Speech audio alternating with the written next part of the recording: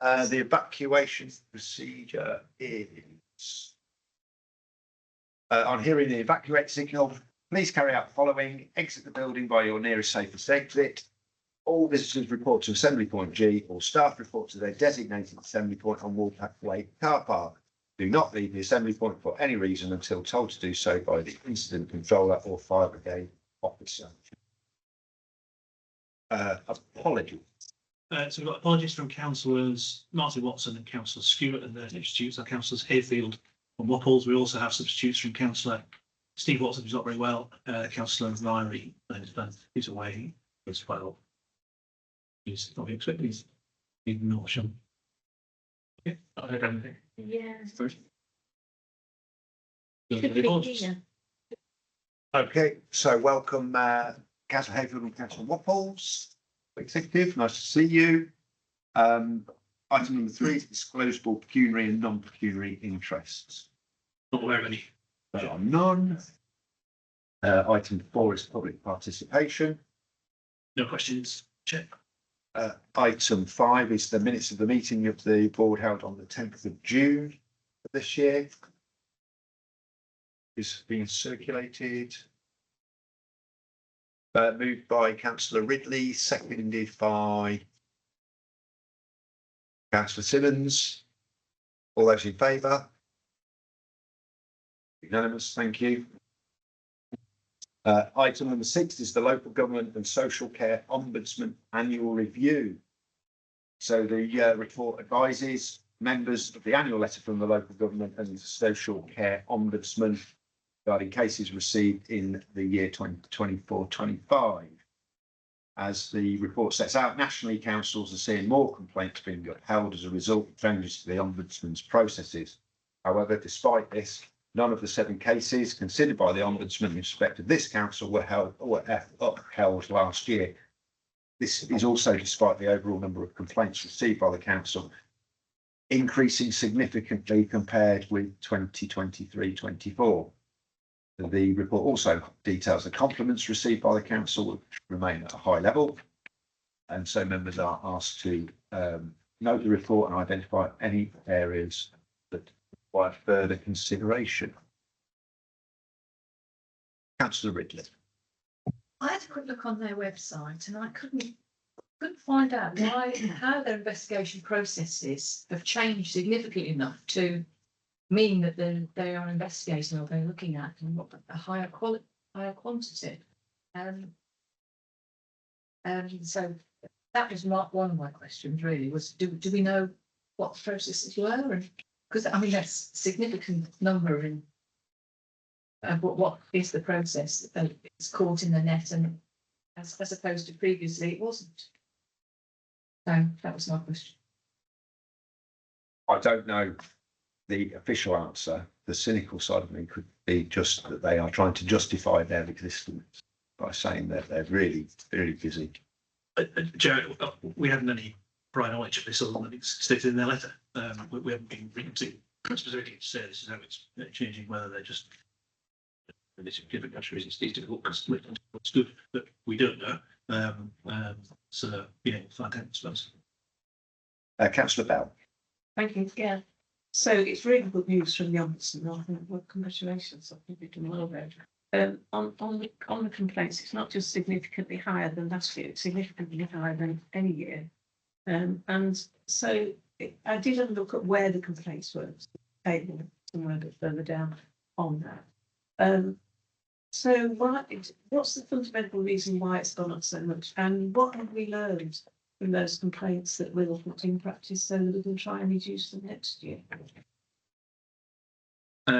So, Chair, yes, that's a process we'll go through. I think there's a number of reasons. I think environmental health is higher this year because of the abattoir.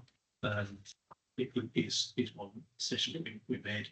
Also, the regulatory regime for housing has changed, and therefore, in terms of awareness, but also in terms of what constitutes complaints, that's gone up as well. So that's where we are.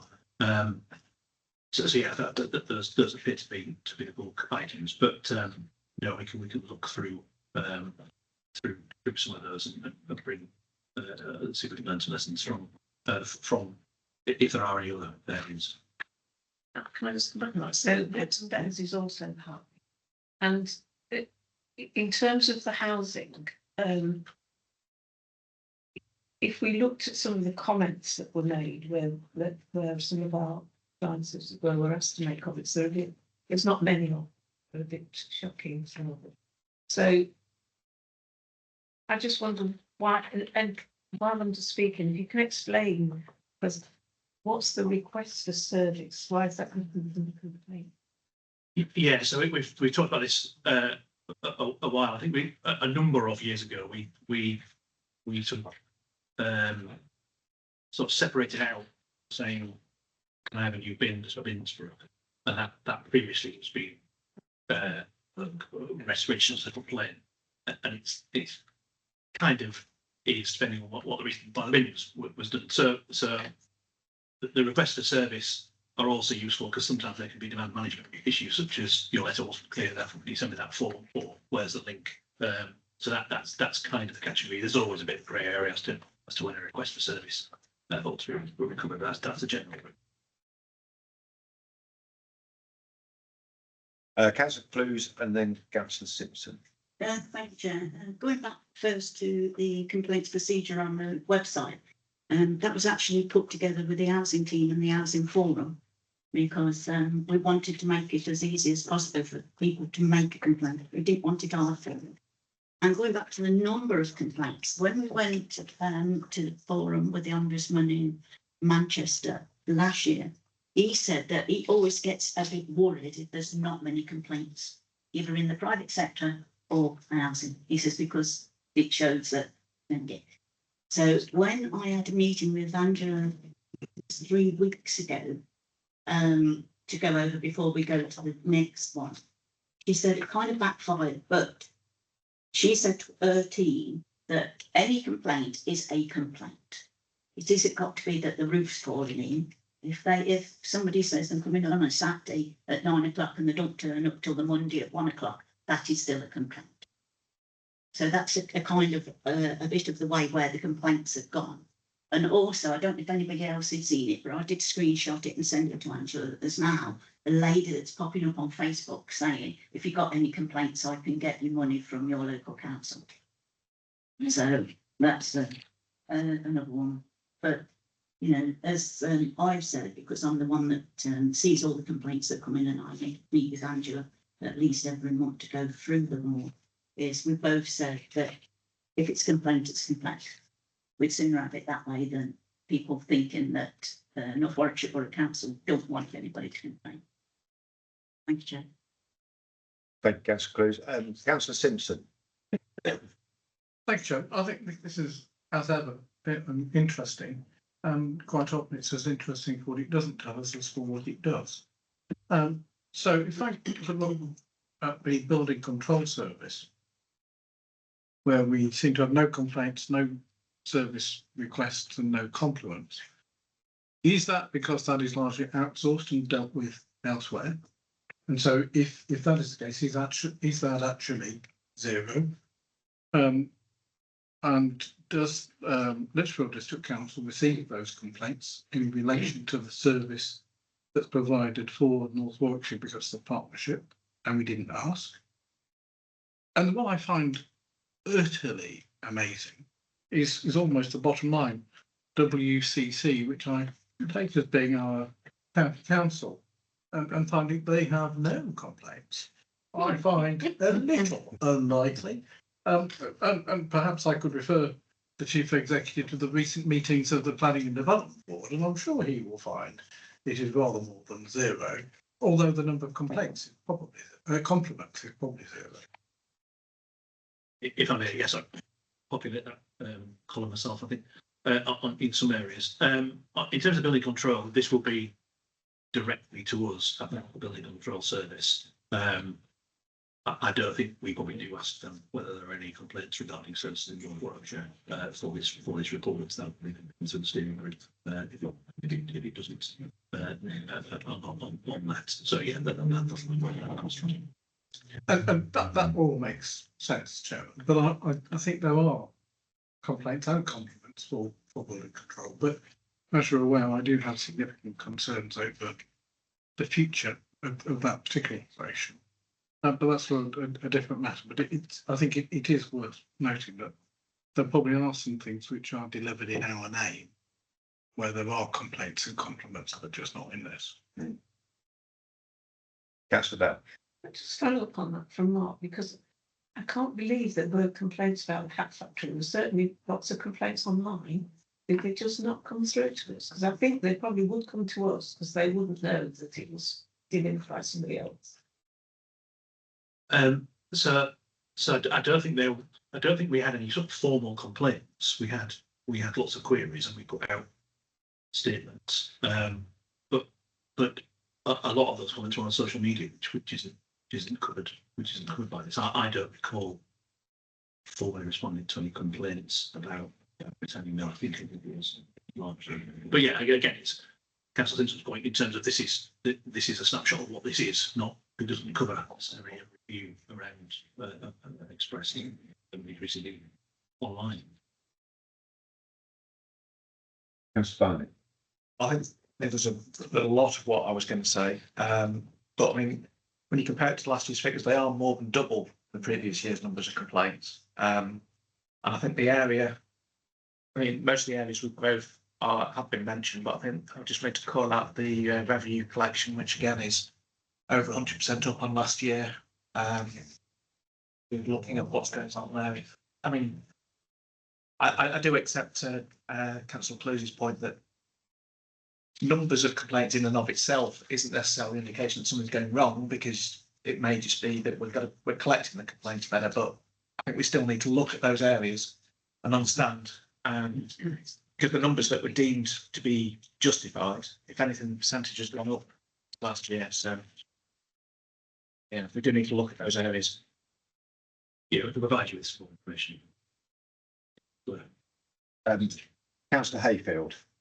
I move from complaints to compliments and just ask, please, does the actual office of the generated that compliments hear about it? So that they duly patted on the back for good job done. Yes, that's my understanding. I'll check that still happens, but yes, absolutely. And again, these are ones that are sent to Kirsty, who collates these, and so therefore they're compliments that are picked up. I'm sure the managers get them, so there's a But yeah, certainly. person that actually dealt with the incident that generated the compliment gets. I'll check that still happens.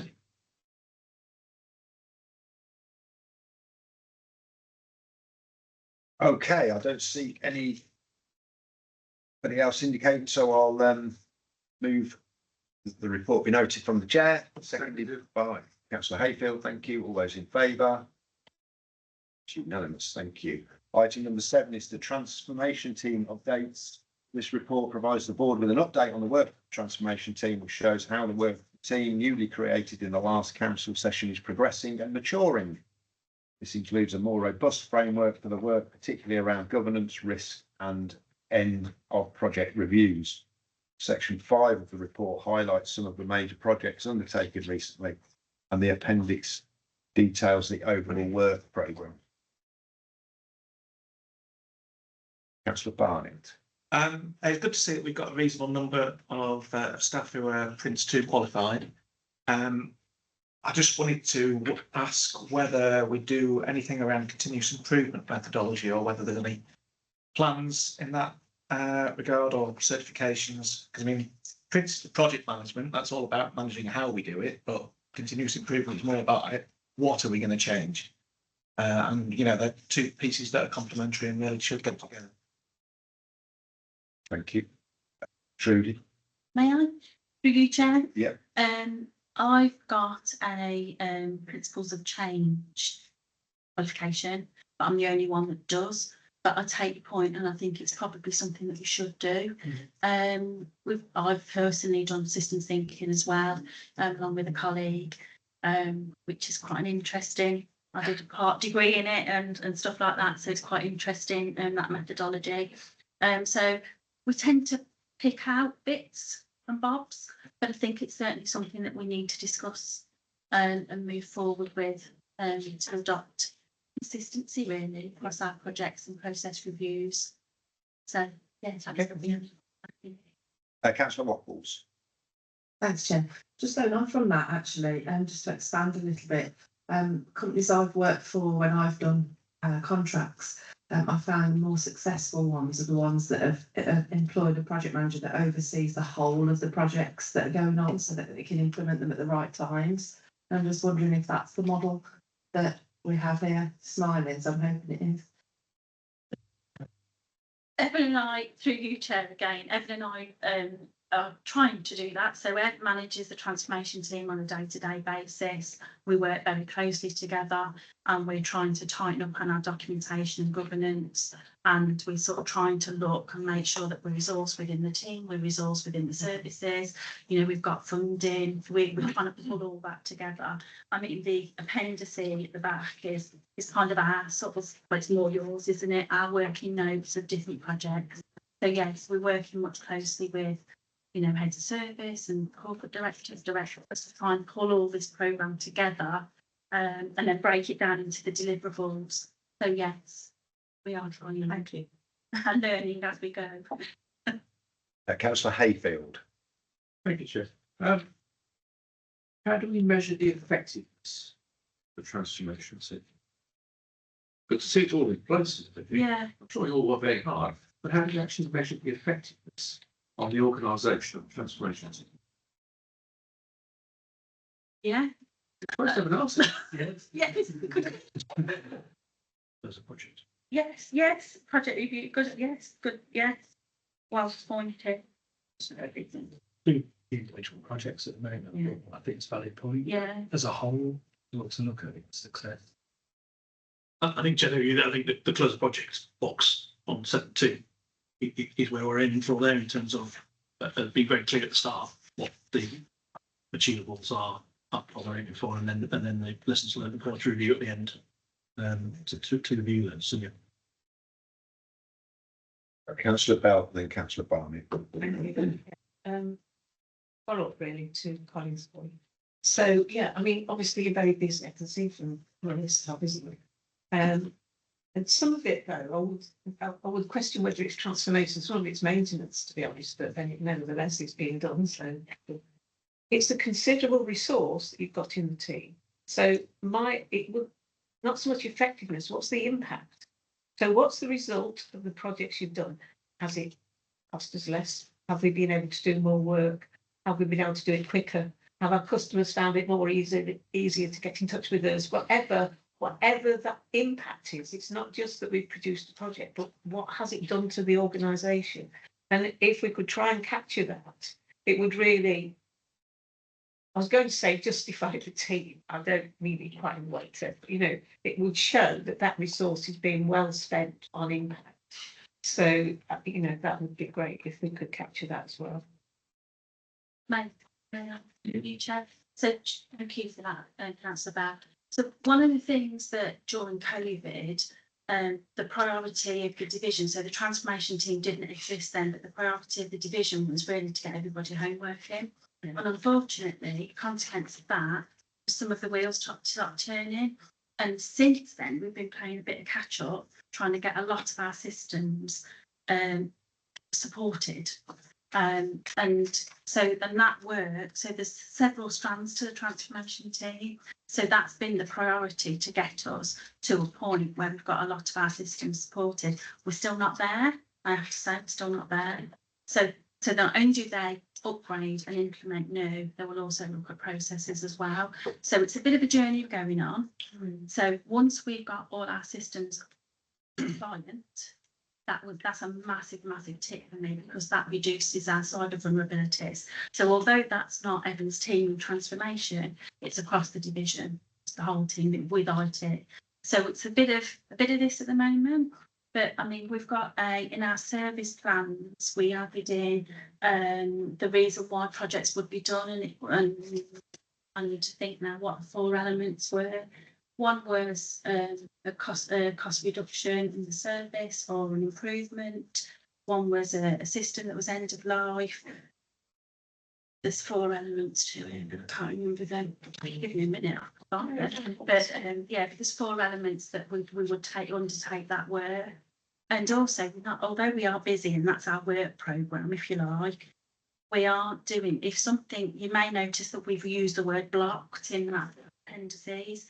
It's blocked for a reason. So it will be blocked if we don't get resources or if we haven't got the money. So it starts off as a bit of a wish list and it moves forward if we get the commitment, whether it be our resource, the service resource, or the, everything that we need to move that project forward, like a mandate and a brief. So we're only doing it for the right reasons, not just because somebody wants it. So you move, it's at the starting blocks, if you like. Chair, if I could add, in the 6 monthly performance report as well, there's a list of a bit more backward looking in terms of the projects that have been completed, which has a bit more of that detail. Yeah, we've got Councillor Barnett and Councillor Simmons, Councillor Ridley, Councillor Simmons. Councillor Barnett. I'm not sure if I might possibly have answered it, but one of the things we can say is that organisations I've worked in the past are very good at closing down projects and measuring the success of it at the point the project closes. When quite often you can't really judge it at that point in time. And certainly with the bigger projects, we really need to be looking at it maybe 6 months down the line to see if it's actually delivered what you thought you were aiming to get out of it. But maybe that is covered by a comment you just made about those 6 monthly backward-looking reviews. Yeah. Okay, Councillor Simmons. There's just a couple of points really, and a lot of it's been covered already, but I was gonna just almost make the point about the word transformation.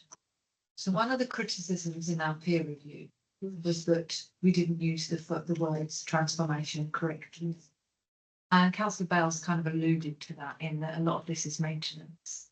And transformative policy for the council really is significant change. And quite a lot of what's on that list is all good to do, things we need to do, but it isn't transformative change to this council.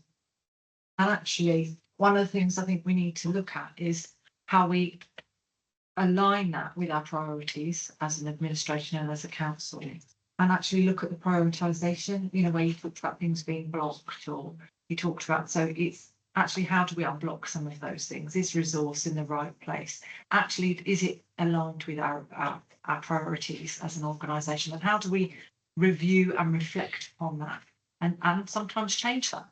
And I think maybe in the systems design or the team structure, maybe there needs to be a little bit that actually reflects business as usual and keeping the wheels turning. Talked about the wheels coming off in COVID and maintaining our systems and changing our systems. Well, and making sure our systems are well supported. That's not transformation to me. Transformation is something that's going to make this significantly better for our end user. And that is the bit that I can't see at the moment in terms of some of those project lists.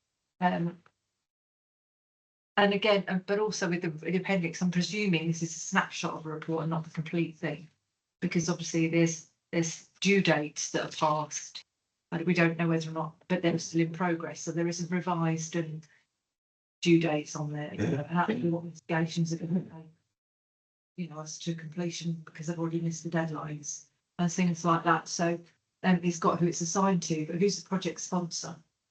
Who's the project owner?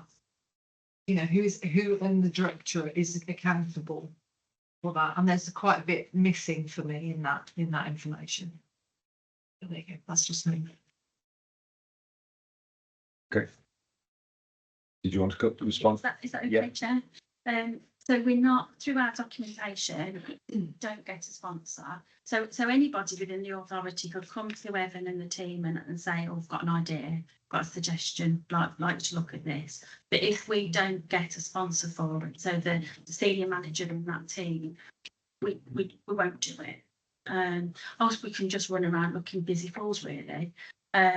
So the sponsors are key, and that will be in all the documentation that we keep with each project. Same with the owner, same with the team. So if we might have a sponsor, so we might have a director, for example, that will say we want this, this, and this. But if they haven't got a team to work on it with us, or one person even from their service, there again we don't move it, because because the principles of change, we don't want to do it to anybody. We want to go on a journey with them and take people with us. So I But what think, if that was something that was really aligned with our priorities? yeah, that would be coming up in my one-to-one with my manager. So there is a place where that could be, Yeah, that could it be would aired. be, yeah. And through service plans as well. So each head of service, director, corporate director, etc. We came up with the tiers, so for the priorities. So, for example, our tier 1 was an increase in income, reduction in resources, a replacement or upgrade of an end-of-life system. A tier 2 priority was an increase in performance, which it must be measurable.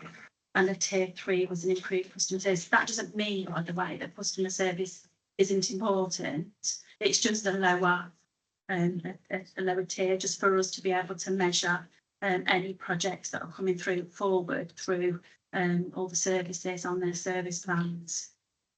I think the other thing that Jeff made is a lot of these sound software or computery, but what we're doing when, in a lot of cases, such as new finance systems, such as stuff environmental health, some of the play area stuff, is to look at the system as well. And certainly, probably an example on that is the Unit 4 in finance, in terms of not just wanting to put line in new bottles, but sort out the system as well. So yeah, some of this will look, and some of it is, but wherever we do that system, we'll look at the processes as well, so that we're not just replicate previous position. But yeah, we can bring that out. Almost like the business as usual. Or not. One of the things, excuse me, Chair, one of the things that we did as one of the first things that we undertook was a review that I'm sure the chief executive, correct me if my figures are wrong here. I think it achieved 140,000 after 10 months. Yeah. So that was quite transformational. That was back in 2021. And that was through from redundancies, voluntary redundancies and things like that. So and working in a more efficient way. Okay, I've got Councillor Ridley. Just very quickly, for me, the conclusion at 6.1, it's not just about end users, it's also about sort of generating income and reducing errors and that sort of thing. And again, I think that's Councillor Barnes said, it's the review process. And if we can generate income, hurrah, and if we can reduce costs, hurrah, because obviously it's an ever demanding situation that we're in at the moment. So for me, that's also an important thing. So reviewing that sort of thing would be absolutely fantastic and valuable. Thank you. Councillor Simpson. I'm just reflecting, Chairman, on the fact that I think it's the first time I've heard hurrah in the council chamber. Well, so, really.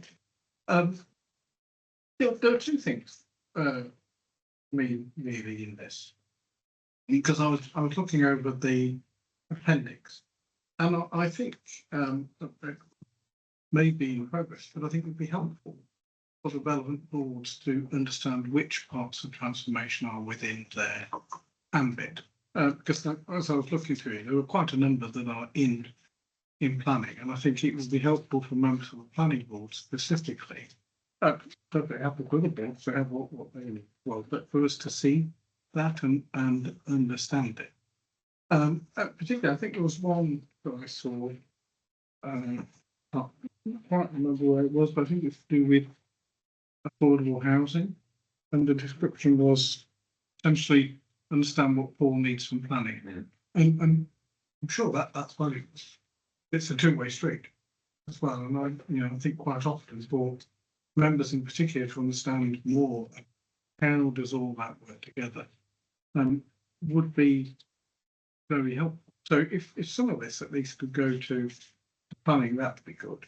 And then on a very personal comment, the on page 7 on the Blight review, developing an app for capital complaints and data for reporting. I can see that it's being developed and it's going through testing.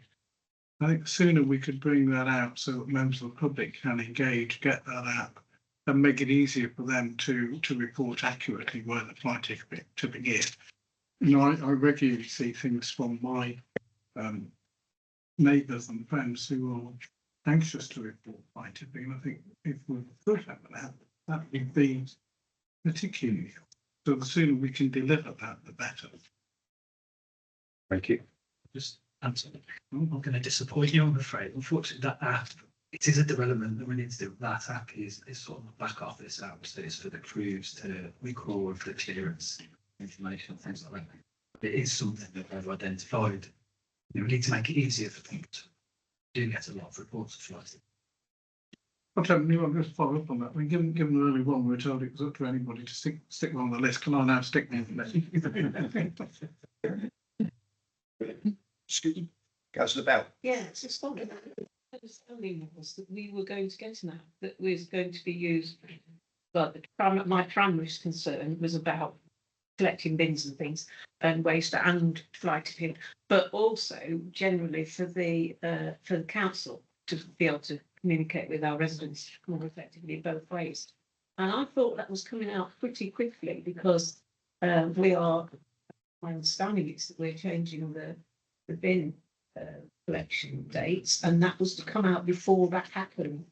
So is that now you're telling me that that's not going to be there? Sorry, going for that's a separate sort of piece of work to flight. Well, where is it on here then?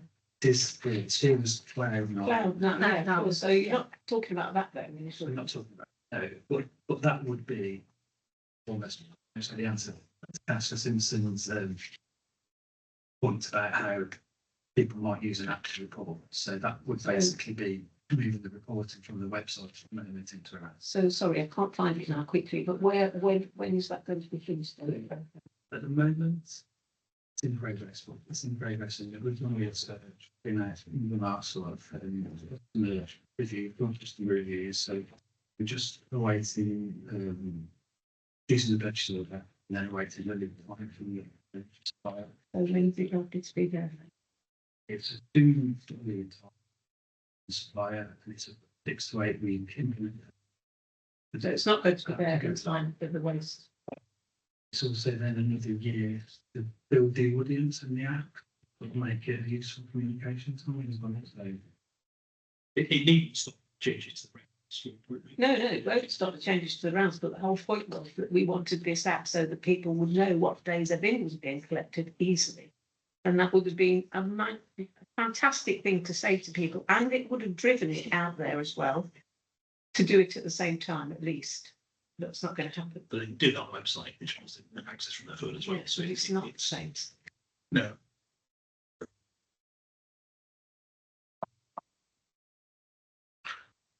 If I were Councillor Ridley, I'd say unvar. Okay.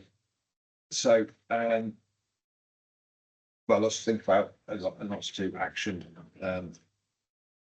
reasonably quickly, I'd say. So the recommendation is to we acknowledge the report and the report to be noticed, and I move that to the chair, seconded by Councillor Simpson. All those in favour? And so, Chair, can I start on my bit about sending the relevant bits to Yeah. the boards that want to see them? Yeah. Happy to take that. Okay. Item number 8 is local government reorganisation and evolution. So following last week's meeting of the member working group, this report seeks to update members on the recent issues regarding LGR and devolution, as well as suggesting that members identify preferred options for further development and consultation ahead of the final submission to government in November. You'll recall that we submitted an interim plan in March, saying that we would consider the case for both a single unitary and a two unitaries. So Deloitte has produced an independent analysis which is appended to this report, scores those two options against the government's criteria. The conclusion reached is that two unitaries is the overall preferred option. So this conclusion is supported by work on adult and children's social care, which concludes that nationally better and more efficient outcomes are found in councils serving between 250 and 350,000 residents, into which category 2 unitary councils for Warwickshire would sit. So members are asked therefore to confirm that the preferred option is for 2 unitary councils. We also updates members on the feedback provided by the government on the interim plan, which did not raise any significant issues. Members will, however, note the government's comments on strong neighbourhood working and the role for town and parish councils. You'll note that the government have said that the neighbourhood working, which the town and parish councils have quite naturally taken as, well, that's us and we're going to do that then.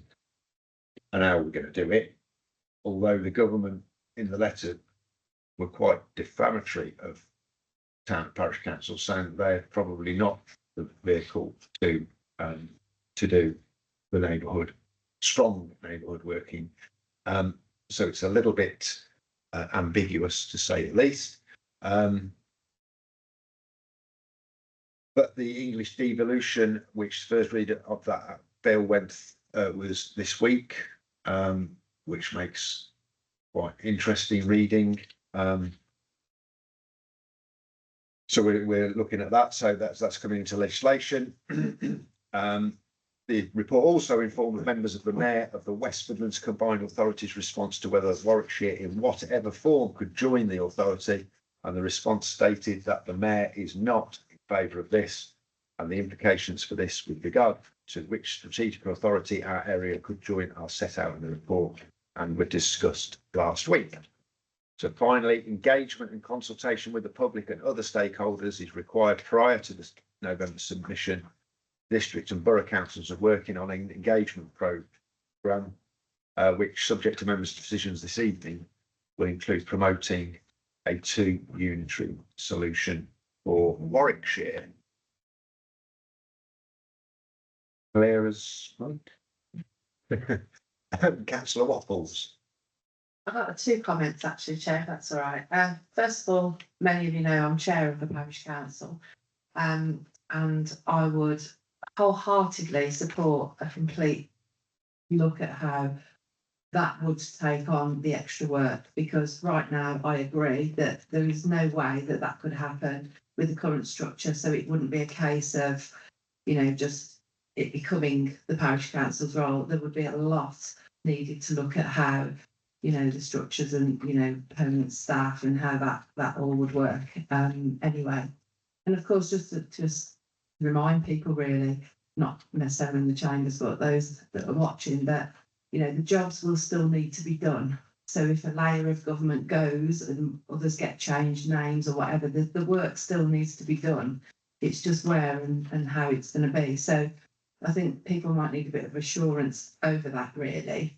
And my final comment is just to say that my personal preferred preference would be to negotiate with South East Staffordshire, because I think that's where we align. But, you know, I know we've got a lot of conversations to talk about. Thank you. Thank you. Councillor Bell. Yeah, it's a really good report, and the workshop that we had was very useful. What became quite clear in the workshop is there's an awful lot of work to do, which I'm sure you're aware of. So there are specific work packages, and just following on from what Emma said, this whole idea of what does this neighbourhood community thing look like is one, just as an example. Another example is, we're claiming that adult social care is, we're not, but the report is claiming that adult social care would be cheaper in a smaller unit. So there's work to be done, for example, on that, so we can be very specific about why that's the case. So there's loads of different things, and I'm assuming, I wasn't sure whether Deloitte was going to write the report for November, but I understand we, as in you, have got to write it. But we still need a lot of research doing. So are we still employing Deloitte to do that research? Through you, Chair, yes, very much so. We've got to just finalise the bid for them to do that. We're also working with Connect PA, and it's sort of the name mentioned, and kind of simplistic with the way we're working with it is devices and sort of the hearts and minds, the sort of narrative that's where it sort of breaks down. People too will be engaged as well, and actually our work is being showcased sort of nationally in terms of that granularity of detail of how you get into stuff around local markets and particular prices for various things. So they will all continue to work together in order to take those work streams through. But clearly there are other things, and actually this sort of effective neighbourhood governance or whatever it's called, it's a slightly different feedback letter than just the devolution bill. It's slightly a new concept that came out of the national guidance in June around the feedback from letters, and so we've got to get our head around that. But again, there are examples of good practice in Northumberland, for example, where they've gone through unionisation and provided some element of that neighbourhood working. Now it might not be one that we want, but at least it gives us a sort of menu to choose from, I suppose. Now, so are we sort of compiling a list of work programmes that need to be done? Yes, so highways and also the ones that you think of as well as the issue around the disaggregation of services potentially if it goes for 2 or 3, but there's also aggregation of services, for example, housing and planning and those sorts of things. So not a lot is said about those when you read the sort of headline reports, but those will need to be looked at as well. There's it's a sort of framework because it will be for this shadow authority and then the authority proper authorities to work out exactly how. So we might put in a vision about neighbourhood working, but of course that doesn't bind the members that have yet to be elected to those bodies to say, well, no, we want to do Wiltshire rather than Cornwall, for example.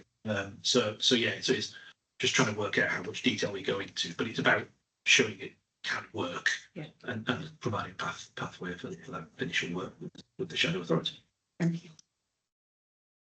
Just coming back on Councillor Wapples' comments about South Staffordshire, I don't disagree.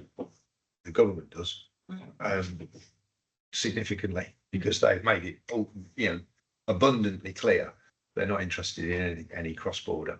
Yeah. And we saw that in Surrey where the one submission was to go outside. And that was the one that was rejected. So. It's a shame because a lot of us have commented to say that we do align with a lot of the geographical and social, political and so on areas within there, and it naturally forms a part. But anyway, I mean, who are we to know? We only live here. I've got Councillor Clues and then Councillor Hayfield. Thank you, Chair. It's in line with what Councillor Wapples is said. I was a town councillor for 15 years, and I think a lot of people out there still don't realise that these councillors are all volunteers. Mm-hmm. The clerks are only part-time. And, I know we're talking as an authority and all the others are talking as districts. And that I just hope that it's out there, the support is out there for all our parish and town councillors, because they will definitely need it. Thank you, Chair. Thank you. Councillor Hayfield. Thank you, Chair. Catching up on this, I've always favoured the status quo, but clearly that's not an option. But this report sets out quite clearly what we want and why we want it. I'm anxious just to catch up on where our partners are in this. I mean, if we say we want to get into bed with Nuneaton, we want to get into bed with Rugby, they don't want to get into bed with us, or how's it shaking out? Because eventually, the strength of this case will be if the 3 councillors in the north really want to work together with a single unitary, and the 2 in the south are happy to go up on their own. So, I mean, presumably you're in touch with the leaders more often than anyone. What's their thinking? Well, the submission, obviously, that we in March was unanimous from the 5 districts and boroughs in fact that they want favoured 2.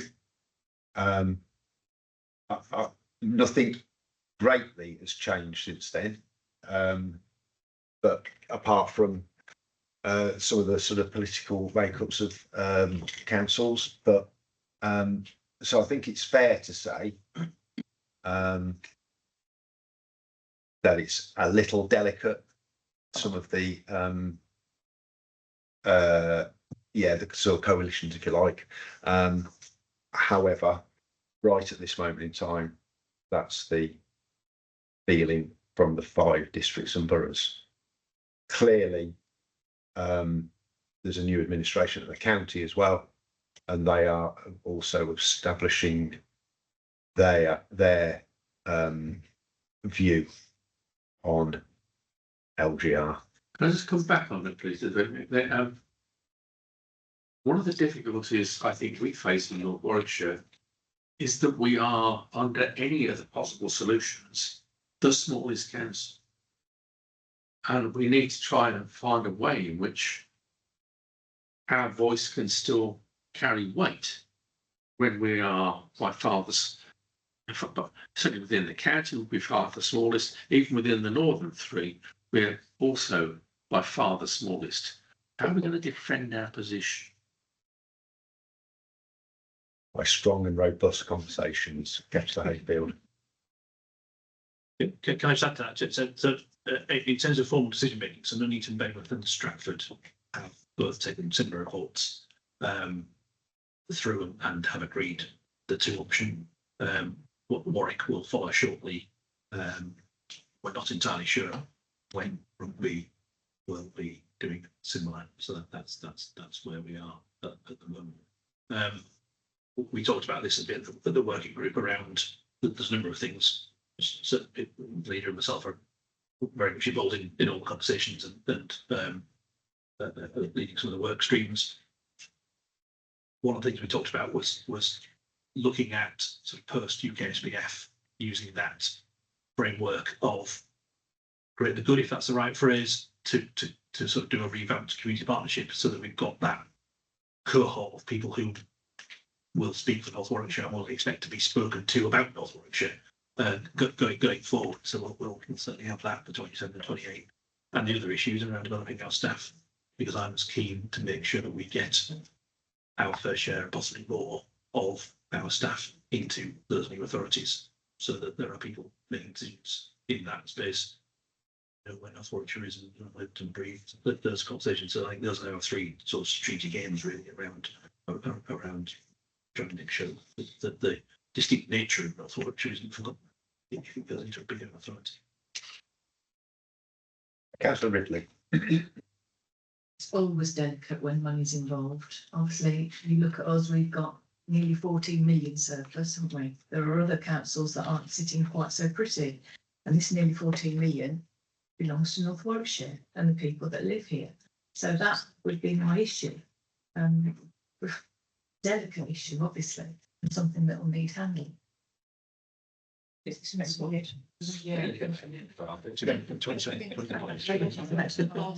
You're absolutely right, and you know I don't need to no doubt don't need to remind you to say look at Surrey again. 5.6 billion pounds of debt, where there's some authorities that haven't got any debt, and they're going to have to take that on. It's interesting. Councillor Simpson. Thank you, Chairman.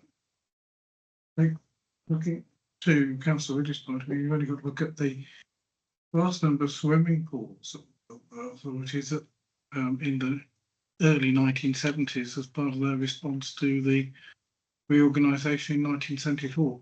I mean, there will, I'm sure, be a great charge across the country for councils that are about to be abolished to find an effective use for those resources, all of which doesn't actually help effective local government financial planning and everything else. So, I mean, like some of my colleagues, I'm, inveterately support status quo, and I would much rather that that's what we have. But as you said, the reality is we have to look forward And I think we need to do that as positively as we can, however much I regret this change. To my mind, the thing I enjoyed most in the Deloitte report was their logo on the front page. That to me sort of summed it all up, you know. Where are we going? Why are we going there? Who wants to go there? This is perhaps the biggest waste of resource that local authorities have had to go through for some time. And believe me, there's been an awful lot of waste, but this navel gazing isn't actually helping us to get a bin emptied, help deprivation, help do anything. Any of our 2063 priorities for things that we need to do. This is not normal. But I do think we need to look forward as positively and get as much as we can from this for our area. I think the key part of is actually understanding who we are, what we do. And one things in the Deloitte report, I do disagree with this, the suggestion that the former mining industrial heritage continues to shape the community's identity. I just don't agree with that. I think it may have done sometime in the past, but I don't think it does now. And, for a long time, we described ourselves as a community of communities. And if you were to look at Atherstone, for example, I would have said, if anything, it's dominated by the legacy of the hatting industry rather than the coal mining industry. I would have said that in large parts of the rural area, it's dominated by an agricultural legacy. There are, without doubt, parts that are still heavily influenced by its coal mining industry. But we do need to, I think, in this, just understand who we are and not look at one aspect and suggest that dominates where it doesn't. We are way more complicated and complex than that. And that's, again, why I think the drawing at the front actually shows the difficulties that lay ahead. But I think if we'll focus on this in a positive way, trying to squeeze any ounce of value that there is from this gigantic waste of time and money, that will be the best thing that we can hope for. Thank you. Okay.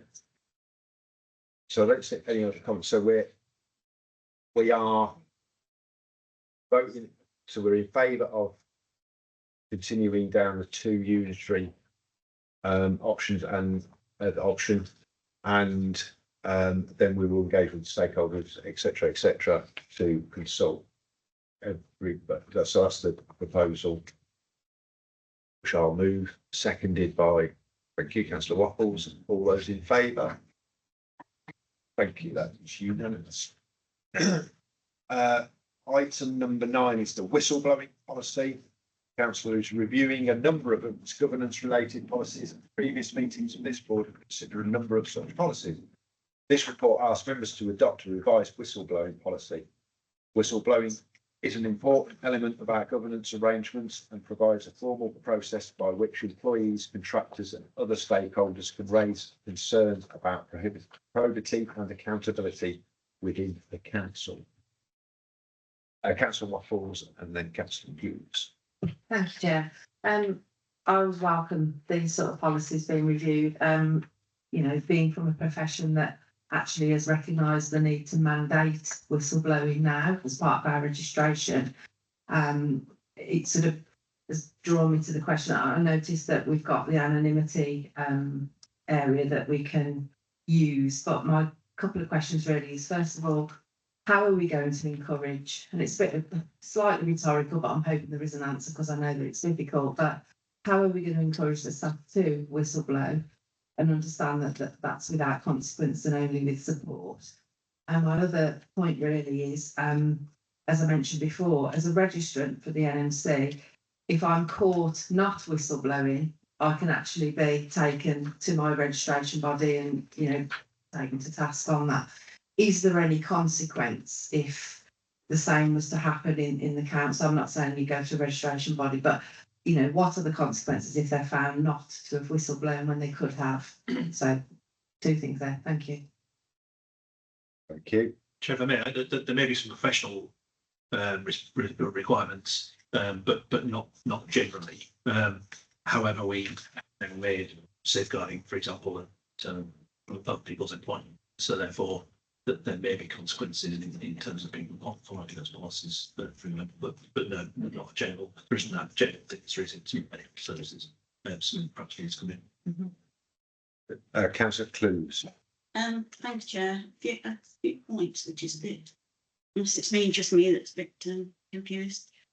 On 3, it says that if you are going to whistleblow, first it goes to the monitoring officer. And then on 5, it says the chief exec, monitoring officer, the corporate director, the head of human resources. And then on 7, it's got chief exec, head of legal and monitoring officer, and corporate directors. So I'm just wondering, is the chief exec still the head of all those? And then the next one is 15, where it says that monitor officer and the chief exec retains responsibility for the monitoring and effectiveness of the council whistleblowing policy and process. The standards committee has an overview of the whistleblowing policy. I can't remember when there was a last standards committee meeting, unless the policy gets sent to the standards committee separate to a meeting. And then my last question is, I did see where you can send it to an outside body somewhere. Is that if any of the ones that I've mentioned is the person that the whistleblower is against, where does the outside body come into it? Is it another authority or?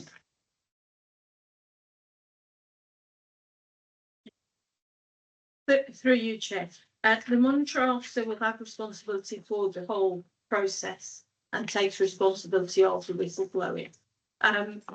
The colleagues have different avenues, so they can approach not just me, but the chief exec, corporate directors, and any heads who will then, they're not comfortable speaking to me. They can speak to any one of those. So hence why I put those safeguards in.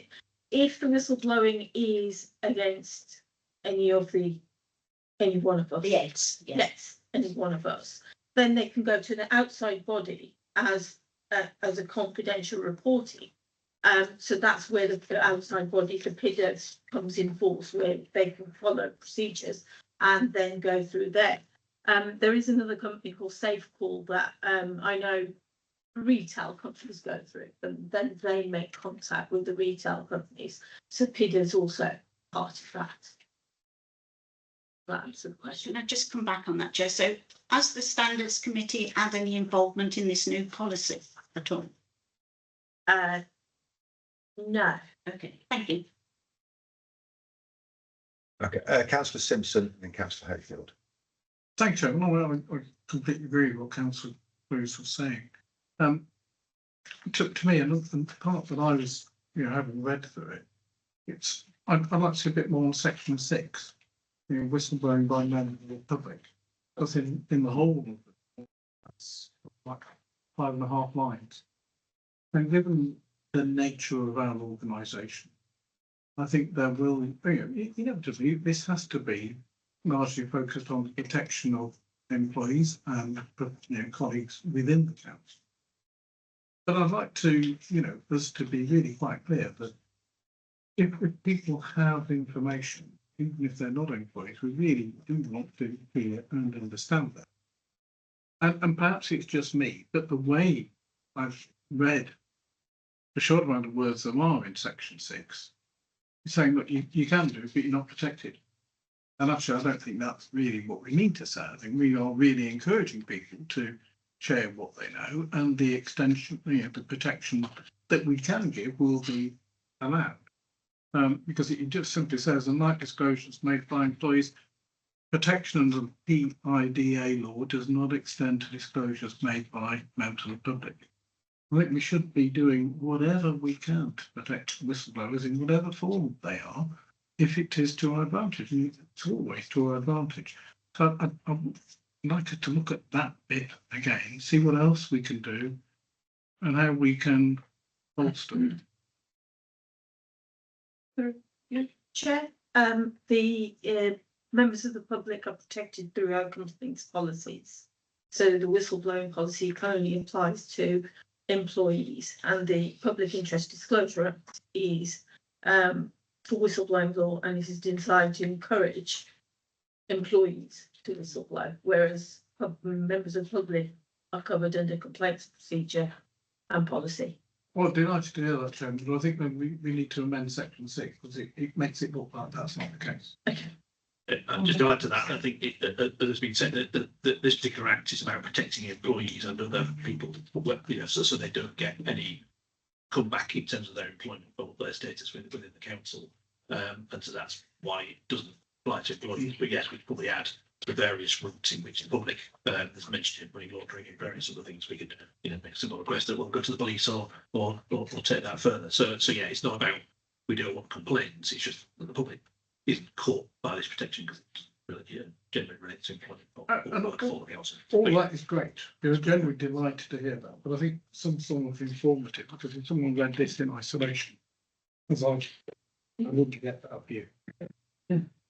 Okay, thank you.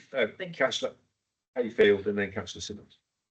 Chair, I apologise if this question is going to be going slightly out of the remit of this. I understand that this is fundamentally about the behaviour of council employees to the public and to each other.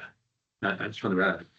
But if, for example, somebody from housing maintenance goes to visit a council house or something, and there's something wrong there, they notice some either mistreatment or someone or neglect or something like that, where or it may be not the borough council, it may be something that the county council service ought to be doing that aren't. That same responsibility still exists to draw attention to that perceived problem that employee has seen. I mean, it could be a bin man going around and spotting something that somebody else ought to have done. Not their responsibility as bin man, but it's clearly something else that's either been neglected or something. Does this also fall within this, or is this outside this? So through you, so that would be more safeguarding than necessarily. So this is about something's not going right in the council or by the but in terms of those sorts of neglect issues, as mentioned to Councillor Waffles, that's now a term of our employment contract for all employees, and so therefore they are responsible for making sure that they take the action on that. We do training and various other things. So it's closely aligned. Different. He's trying. Yes, indeed. Yeah, he's trying to create a culture, which is if you spot something wrong, find somebody and you can trust that person to sort it. There's a different route for safeguarding, but A bruised child or something. exactly, it's very important. We spend a lot of time in terms of training, exercising, in terms of those safeguarding issues. Thank you. Councillor Simmons. Silly one, actually. Is this the normal format for policies? And what's this bit here? Crest? Oh, right. Through you, Chair, and we'll put a crest on the top. Apologies. It comes out as the word crest instead of the actual crest. They normally use the scout flag. Yeah. Just is this the first ever policy of this type we've had, or is this a revision to our existing whistleblower policy? We did have a policy, but it's not a revision, it's a total overhaul of the old policy. No, because one of the things that's useful to see is the track changes, I completely, so you can see what's different. yes.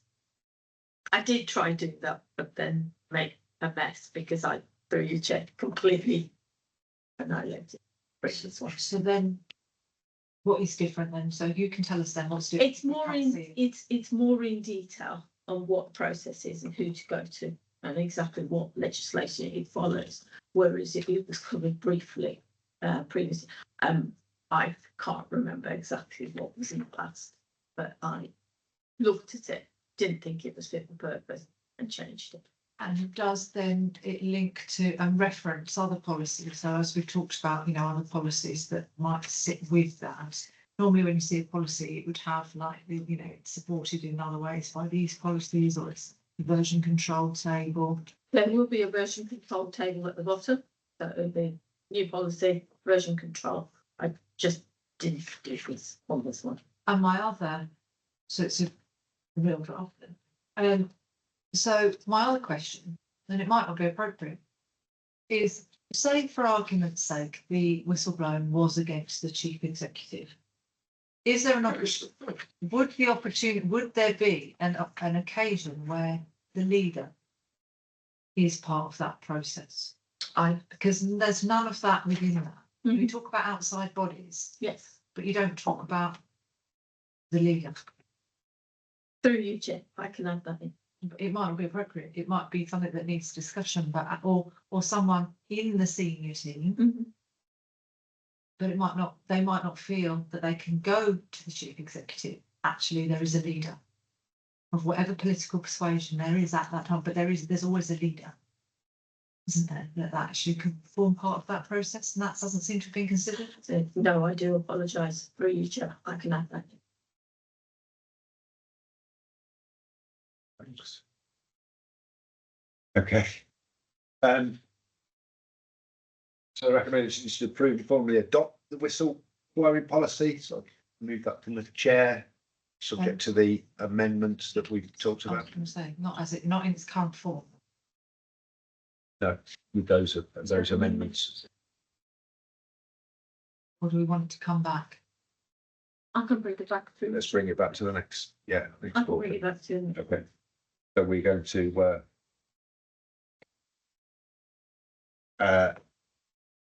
bring it back to the next executive board with the amendments as discussed. All those in favour of that? As unanimous, thank you. Item number 10 is the minutes of the Safer Community Subcommittee held on the 30th of June. Copies enclosed. Any comments? Okay. Item number 11 is the exclusion of the public and press, considering in accordance with section 100A brackets 4 of the Local Government Act 1972, whether it is in the public interest, public and press be excluded from the meeting for the following items of business on the grounds that they involve the likely disclosure of exempt information as defined by Schedule 12A excuse me, to the Act. Thank you. All those in favour? Unanimous. Thank you.